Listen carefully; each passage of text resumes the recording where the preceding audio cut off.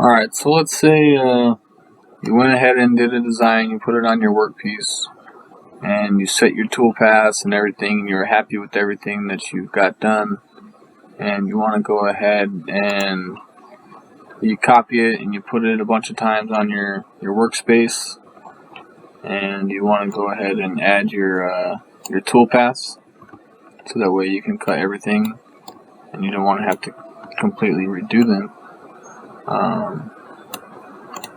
Quick easy way to do that would be to go back to your toolpath, go to the individual one that you have selected.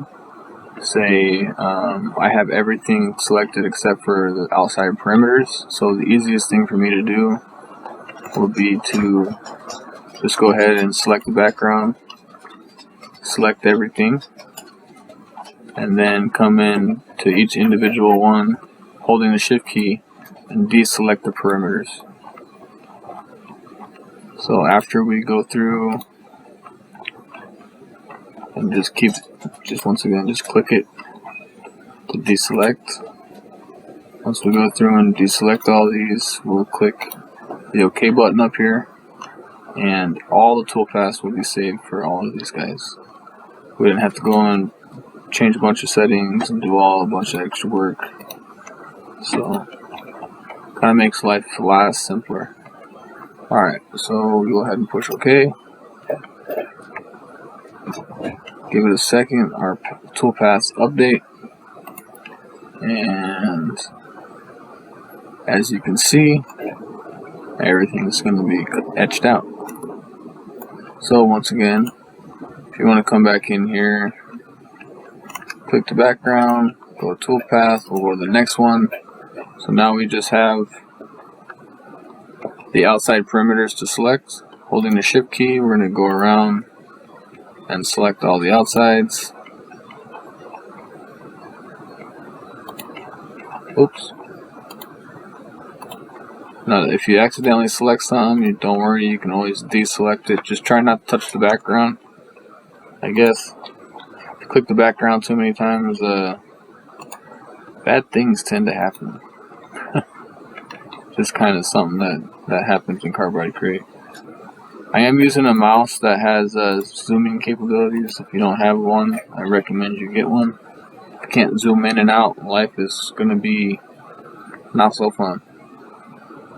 Alright, so we're just doing this on a thin piece of material, so that's why it's so thin.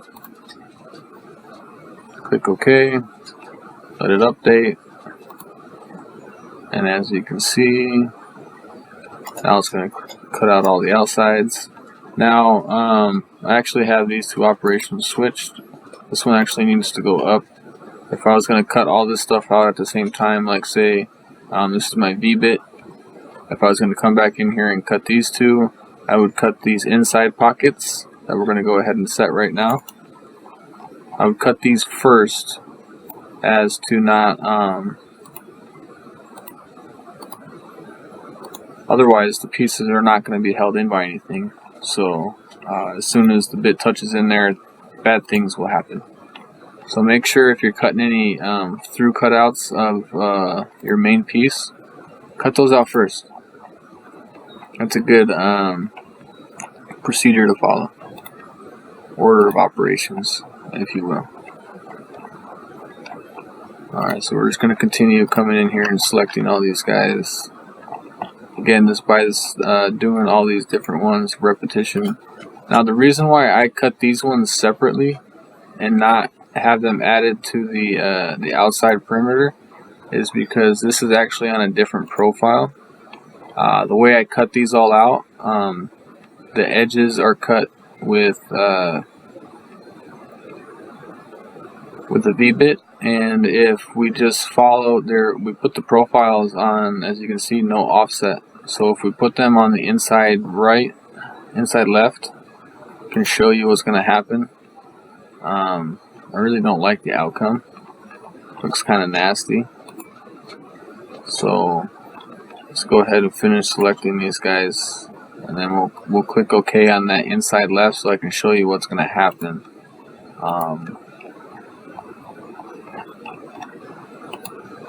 Kind of ugly. So Whoops, I don't want to cut his leg off. That would be bad, huh? Give a little girl a reindeer and it's missing a leg. Alright. So we're going to leave that on the inside left so that I'm going to show you why we didn't do that. As you can see, it doesn't really cut out a whole lot.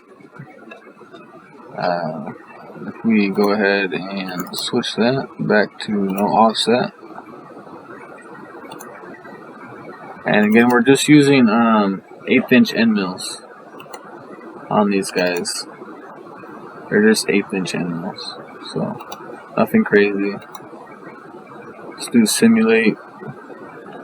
So now we can see everything. Everything's cut all the way through. We can see the legs. Everything looks real nice. Cuts a little bit of the leg out, but I'd rather have it cut some of the leg off than, I guess, not have. Well, let's see. Let's see what it looks like. I did have this a lot bigger before I shrunk it down to fit on this this page here. So let's go ahead and try inside left. So that's not going to fit. So I do have smaller end mills, and this is pretty thin stuff. So let's go ahead and drop it down to a 0.063. Guess I can cut it like that. I'll have to do another bit change, but I'll get over it. Let's see.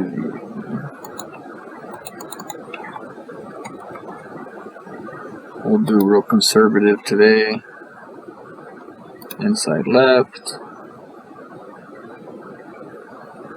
Oh, what did we do? We clicked the wrong one? Of course I did. Don't you know? Oh goodness. It's one of those days, guys. Alright. Put that back the way we had it.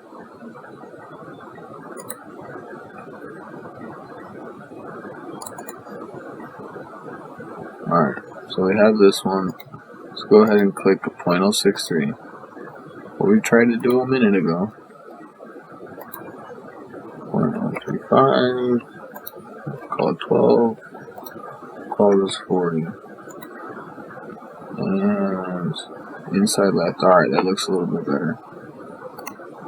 Alright. Yeah, that's good. Alright, so now that in the simulation, everything should look a lot cleaner. Now we had the legs.